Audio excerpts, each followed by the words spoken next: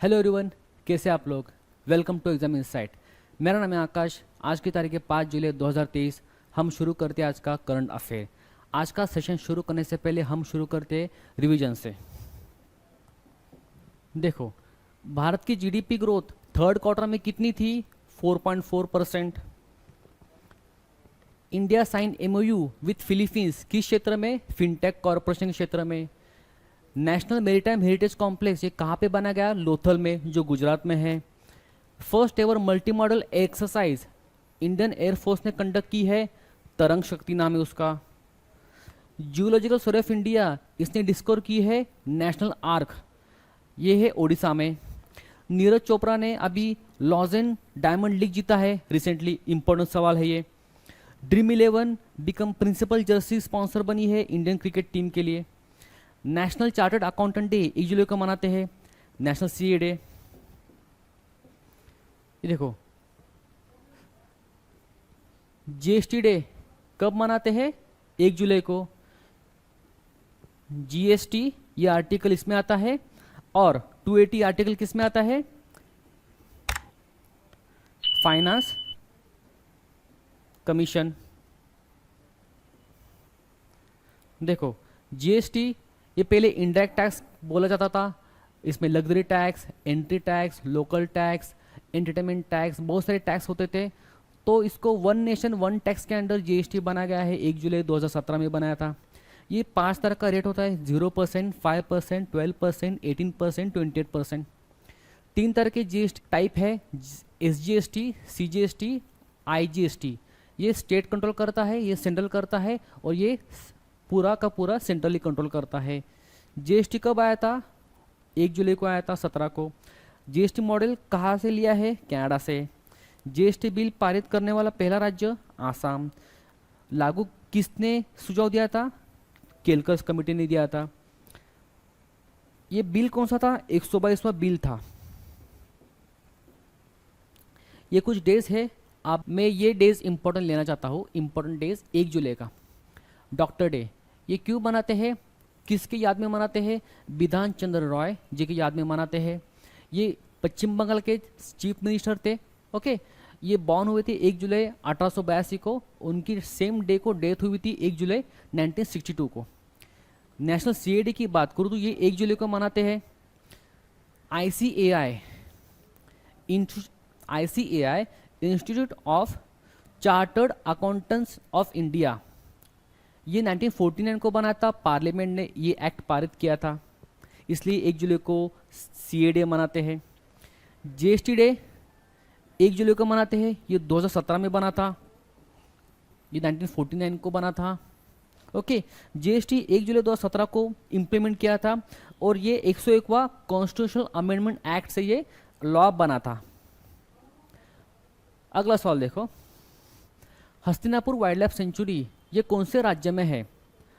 Hastinapur wild life sanctuary ये उत्तर प्रदेश में है। Okay, wild life protection act की बात करूँ तो ये 1972 को बना था, और 567 वाइल्ड लाइफ सेंचुरी भारत में। प्रोजेक्ट टाइगर की बात करूँ तो 1973 में आया था, और टोटल टाइगर होते हैं 54। देखो, इंपॉर्टेंट वाइल्ड लाइफ सेंचुरी कौन से है? Bharatpur wildlife sanctuary Rajasthan, Chilka wildlife sanctuary Odisha, Chinnar wildlife Kerala, Gir national park Gujarat, Govind wildlife sanctuary Uttarakhand, Mudumalai wildlife sanctuary Tamil Nadu, और Periyar wildlife sanctuary Kerala. Very important. SBI ने कामेश्वर राव कोदावंती को अपना सीएफओ अपॉइंट किया है। इन्होंने किसको रिप्लेस किया है?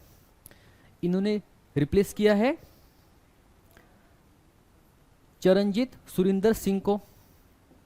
ठीक है, अगर मैं इसके सिर्फ हेड की बात करूँ, इंपॉर्टेंट चीफ की बात करूँ, देखो, अमिताभ चौधरी एक्सिस बैंक के chairman and managing director, Dinesh Kumar Khara SBI के चेयरमैन, अतनु चक्रवर्ती एचडीएफसी की चेयरमैन है, शशिधर जगदीशन एचडीएफसी के सीएमडी है।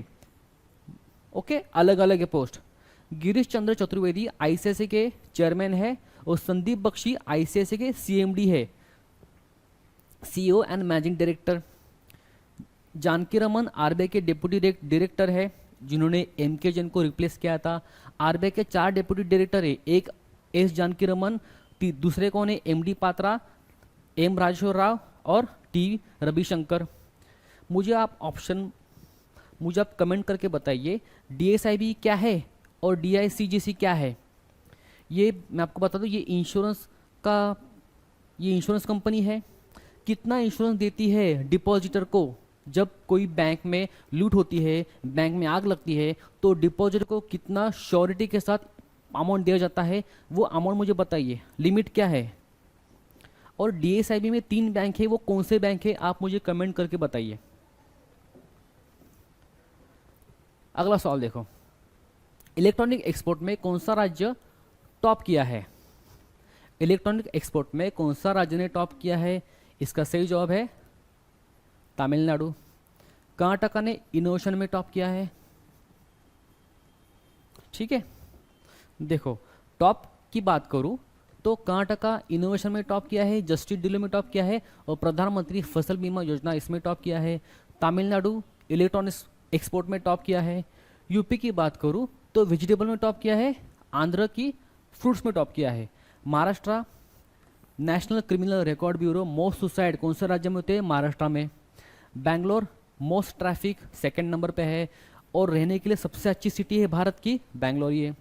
तेलंगाना एनवायरनमेंट में अच्छा परफॉर्मेंस किया है। मध्य प्रदेश सबसे स्वच्छ सिटी। इंदौर मध्य प्रदेश सबसे स्वच्छ राज्य है और इंदौर सबसे स्वच्छ सिटी है। मुंबई सबसे महंगी सिटी है। मुंबई मोस्ट अनफ्रेंडली सिटी है, सेकंड नंबर पे है और मोस्ट पॉल्यूटेड सिटी है मुंबई सेकंड नंबर पे।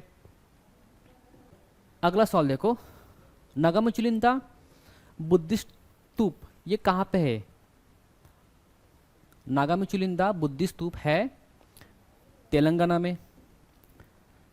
इंपॉर्टेंट स्तूपा देखो, ये धमेका स्तूप है। देखो ये धमेका स्तूप है, सारनाथ में है। केसरिया स्तूप वेरी वेरी इंपॉर्टेंट है जो बिहार में है। राजभर स्तूप कहाँ पे है? कुशीनगर में है। बोध गया इसी स्थान पे गौतम बुद्ध को ज्ञान प्राप्ति हुई थी, बिहार में है ये। सांची स्तूप है मध्य प्रदेश में और शांति स्तूप है लद्दाख में। नामग्यामला स्तूपा कहाँ पे है? धर्मशाला में है। ये है धर्मशाला कहाँ पे है? हिमाचल में। ओके, अगला सवाल देखो, श्रीराम फाइनेंस कंपनी ने किसके साथ टाइप किया है? कौन से फाइनेंशियल टेक्नोलॉजी कंपनी के साथ टाइप किया है लोन बिजनेस बढ़ाने के लिए? इसका सही जवाब है पेटीएम। पेटीएम इसकी पेरेंट कंपनी है 197 कम्युनिकेशन। विजय शेखर शर्मा इसकी फाउंडर है। और इसकी बात करूँ फाइनेंशियल इंस्टीट्यूशन की बात करूँ तो फ़ोन पे पहला है जिसने cross border UPI payment system शुरू किया है। आमिर खान एंड आलिया भट्ट इसके ब्रांड एम्बेसडर है। पेटीएम की बात करूँ तो इसके 197 कम्युनिकेशन इसकी पेरेंट कंपनी है और विजय शेखर शर्मा इसके फाउंडर है। इसने एमओयू साइन किया है अरुणाचल प्रदेश के साथ। भावेश गुप्ता इसके प्रेसिडेंट है। पेटीएम ने पहला बैंक बना है जो यूपीआई लाइट लॉन्च करने वाला। पेटीएम पेमेंट बैंक ये दूसरा बैंक है जिसको शेड्यूल बैंक का स्टेटस मिला है अंडर आरबीआई एक्ट 1934 के अनुसार। भारत पे की बात करूँ तो अश्विन गोवर इसके फाउंडर थे। डीबीएस राजीव गुप्ता इसके एमडी बने हैं। अगला सवाल देखो,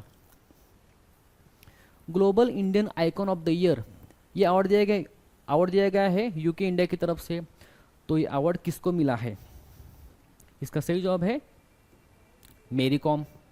अवार्ड का डिस्कशन करूं, देखो एन चंद्रशेखर फ्रांस का हाईएस्ट अवार्ड मिला है। मेरी कॉम को global Indian icon of the year मिला है यूके की तरफ से। रतन टाटा की बात करूं तो ऑस्ट्रेलिया का हाईएस्ट अवार्ड मिला है। ओके, मीराबाई चानू की बात करूं तो BBC India sports woman of the year 2022 के लिए मिला है। उसके बाद शंकर महादेवन की बात करूं तो बर्मिंघम यूनिवर्सिटी की तरफ से डॉक्टरेट के मानद प्राप्त हुआ है उनको। हरमनप्रीत कौर की बात करूं, wisdom cricket of the year मिला है हरमनप्रीत कौर को। अगर मैं मोदी जी की बात करूँ तो इनको भूटान का हाईएस्ट अवार्ड मिला है, पपुआ न्यू गिनी का हाईएस्ट अवार्ड मिला है, इजिप्ट का हाईएस्ट अवार्ड मिला है और फिजी का हाईएस्ट अवार्ड मिला है। द्रौपदी मुर्मू भारत की 15वीं प्रेसिडेंट है, इनको सूरीनाम का हाईएस्ट सिविलियन अवार्ड मिला है। अगला देखिए, solicitor general of India reappoint किए गए हैं, इनका नाम क्या है, कौन है ये? इसका सही जवाब है तुषार मेहता। अगर मैं वनिता गुप्ता की बात करूं तो यूएसए के एसोसिएट एडवोकेट जनरल कौन है? वनिता गुप्ता है। R Venkataramani advocate general of India है और डीवाई चंद्रचूड़ 50वें चीफ जस्टिस ऑफ इंडिया है। यहाँ पे देखो कुछ लॉ के बारे में कुछ डिस्कशन करते हैं। Vanita Gupta USA associate solicitor general है। आर वेंकटरमनी 16वीं एडवोकेट जनरल है। डीवाई चंद्रचूड़ 50वें चीफ जस्टिस ऑफ इंडिया है। Tushar Mehta solicitor general of India है। लॉ मिनिस्टर कौन है भारत के? वेरी वेरी इंपॉर्टेंट, ये आपको सवाल एग्जाम में जरूर मिलेगा। इसका नाम है अर्जुन राम मेघवाल।